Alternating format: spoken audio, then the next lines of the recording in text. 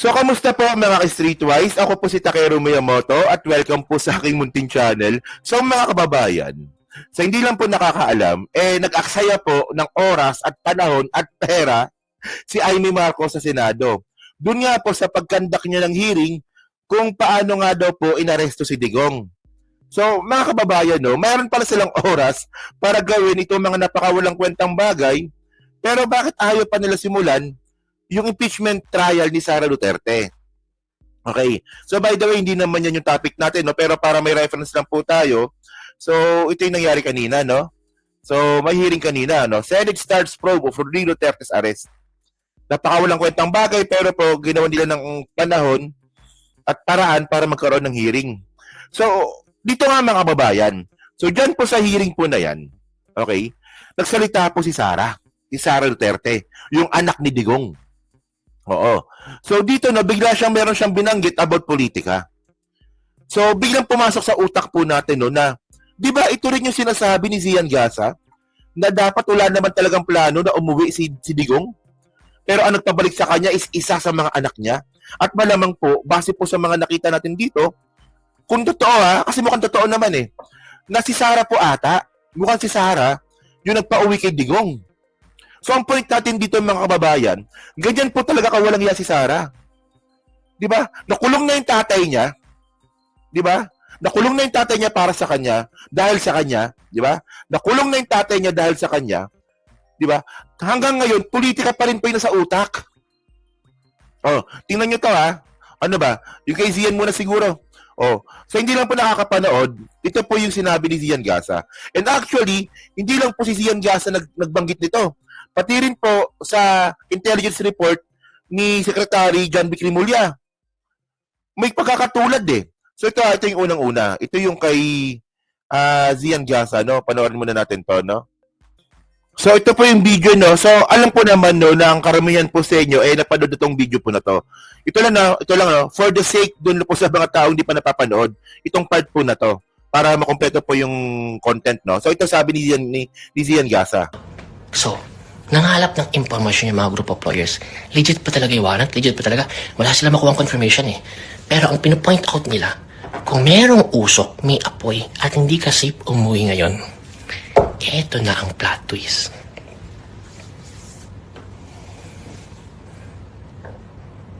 Nakakapit ka na ba? Sige, go!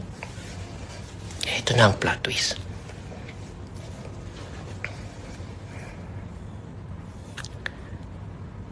May nakialam na anak.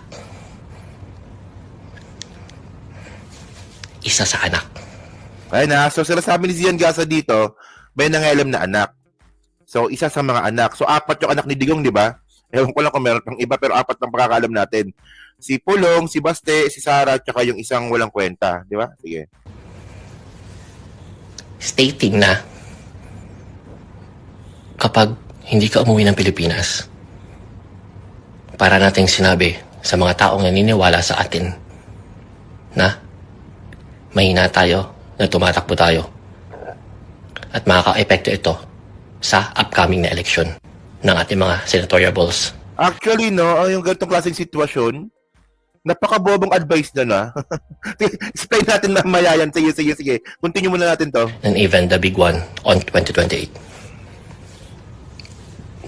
So, sabi ng isang anak, I don't know how they call, tatay, papa, daddy, I don't know, I'm not sure. I think, kailangan mong bumalik sa Pilipinas to show all of them na hindi tayo basta-basta tumatakbo. Yan. Pero, sabi niya,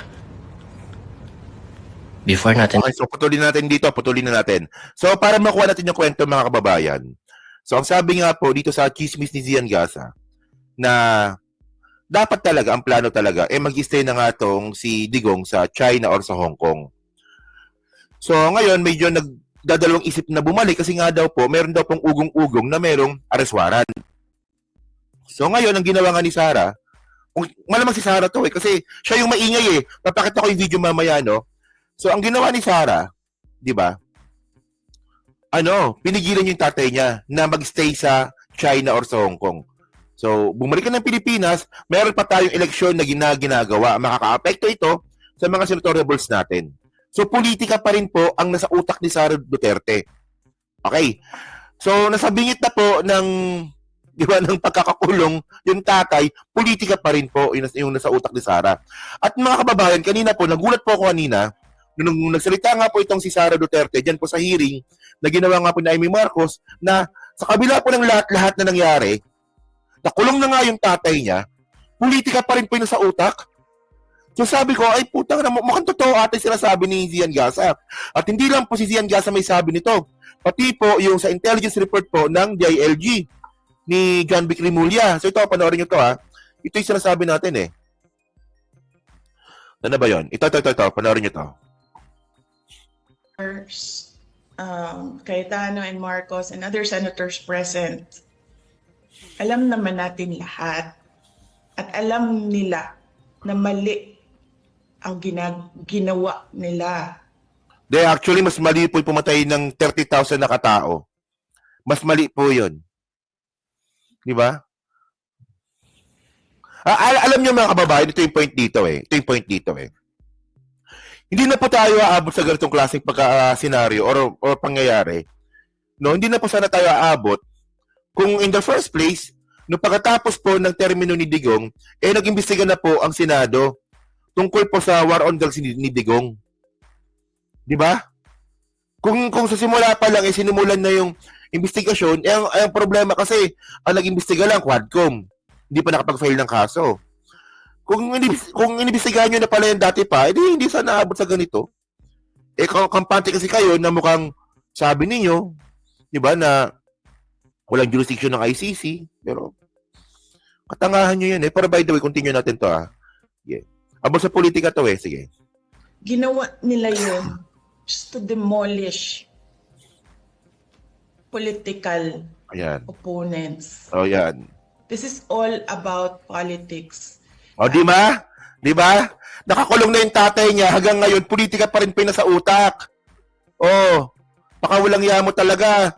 Administration is using government resources, the ICC, to demolish the opposition. Wala na tayong argument. Okay, tama. Alam niyo si Sara, no? Ang hilig sa ganyan, no? Wala na tayong argument, no? So, talagang talaga to? May narcissistic personality disorder talaga ito? No, wala tayong argument. Palaging ganyan yan. Wala na tayong dapat pag-usapan. Oh, totoo ang sinasabi ko.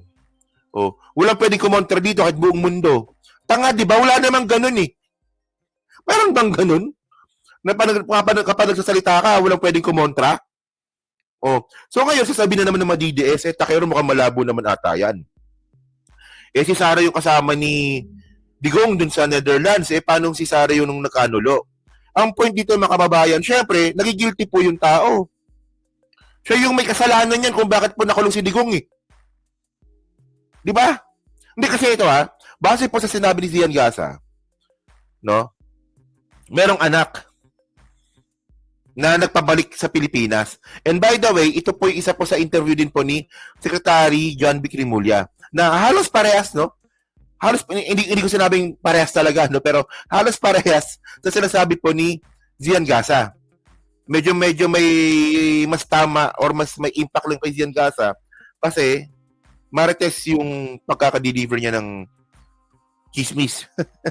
Pero ito base ito, hindi to chismis ha, ito base ito sa intelligence report nga po ng DILG. So ito, panoorin nyo to. Ng ito. Hindi naman. It was a group effort, Secretary Chidoro. Wait. Dito yan. Banda dito yan. Yan. Dito. The information that he gathered and shared was very reliable. And Such as? Or is there anything you can share? The conversations on whether or not they would go home. I think the lawyers were prevailing for him to stay in Hong Kong or in China. And the children prevailed on him to go home. Ibig sabihin, yung mga lawyers po sinasabi kay dating Pangulong Duterte. Parang gano'n ang lumalabas sa mga sources. Sources ni Secretary Anyang. Opo. O, di ba? Actually, kasi na-overlook lang itong sinabi ni Secretary John B. Rimulya. So, ang sabi nga po ni Secretary John B. Rimulya dito po sa interview niya sa Bilyonaryo, yung mga lawyers is ina-advisean nga daw po si Duterte na magstay muna dyan. Magpalabig, magtago, di ba? Pero yung mga anak, sabi naman ni Secretary Rimulya, yung mga anak. Yung mga anak naman daw po yung nagbabanggit na bumalik ka dito. Di ba? So, di ba? So, ang point dito, kasi nga ito from John Vic Rimulya, from Zian Gaza, to Sara Duterte. So, mukhang nagko-connect po talaga. Agree ba kayo doon? Kasi hindi lang po isang tao yung nakuha na natin ng info. And by the way, nauna po nagsalita si Secretary John Vic Rimulya. Pangalawa na lang po si Zian Gaza. Pangalawa na lang si Zian Gaza dito. Hindi lang masyadong nagkaroon ng impact yung kay John Vic Rimulya kasi nga po, wala hindi. Doon talaga. O, di ba? So, ang point dito mga kababayan, mas importante pa rin po talaga sa mga Duterte yung politika kaysa po sa kanilang sariling tatay. Si Pulong, ano nangyari kay Pulong? Nagpaalam na pupunta sa dahig, hindi naman pumunta. O baka may ibang naasikaso, baka kayamanan from Michael Yang, baka nagtago na ng mga assets. O di ba, hindi natin alam kasi wala tayong balita ngayon. O. And then mga kababayan, dito nga po kay Sara Duterte, at nakikita naman natin, di ba? Ito po yung pinakabobo na advice na ginawa po ni Sara. Alam niyo na pala, may ugong-ugong na pala na meron ng arrest warrant. Di ba? May bali-balita na palang merong arrest warrant, pero pinauwi mo yung tatay mo for the sake ng eleksyon. Pero, by the way, di ba? O nga naman, pag si Duterte po tumakas, mahirapan na po manalo. Yung PDP laban, hirap na nga ngayon, lalo pang mahirapan. So, yun po yung point natin dito. Di ba? So, kayo po mga babae, so kayo po, no? So, naniniwala ba kayo dito? Kasi si Sara mismo nagsalita eh. Mismong kahit na election, kahit na nga po na nakakulong na po yung tatay niya, election pa rin po yun sa isip. 2028 election pa rin po yun sa isip. Di ba? Una, imbis na isipin ni Sara na election ito or politika ito, unahin mo muna na patunayan sa korte ng ICC na walang kasalanan yung tatay mo. Bago mo isisi sa ibang tao yung kagagawan ninyo. Di ba? Unahin nyo muna yung depensa ninyo na ginawa lang ito ni Digong kasi nga ganito, di ba? Wala namang talagang pag-uutos si Digong na ganyan. Unahin nyo muna yan kasi mga kababayan, hindi po kasi tatanggapin ng ICC yung politika. Pumatay ng tao yung tatay mo ng 30,000 tapos sasabihin mo politika. Hindi po ganyan mag-isip ng ICC. Naniniwala po ako doon. Di ba? So yun mga ka-streetwise, so dyan po sa Team Replay, no, kayo pa naniniwala ba kayo dito? Na napaka-responsable po talaga ni Sara? Na sarili niya talagang ama, pinagkanulo niya para sa politika? So pa-comment na po sa baba at binabasa ko pong lahat yan. At dyan po sa Team Replay, syempre, pa-like, pa-subscribe. At kung di naman kalabisan, pa-share na rin po ng video po na to.